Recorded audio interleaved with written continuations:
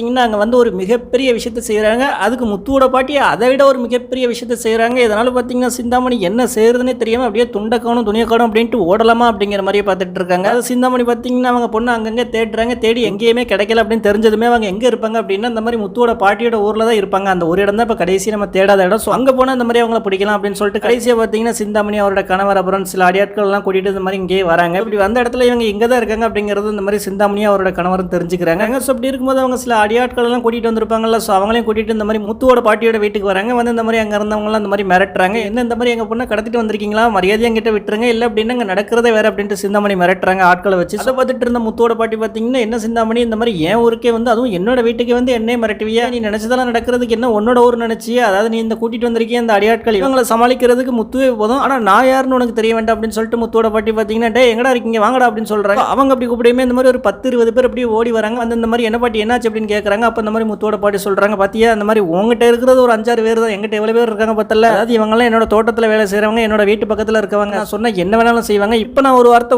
அப்படின்னு சொன்னா நீ இந்த மாதிரி வீடு போய் சேர முடியாது அப்படின்னு சொல்லி அதை பார்த்த சிந்தாமணி பார்த்தீங்கன்னா என்னடா அந்த பாட்டியை நம்ம டம்மி நினைச்சா நமக்கே மம்மியா இருக்கும் போலயே அப்படிங்கிற மாதிரியே பார்த்துட்டு இருக்காங்க.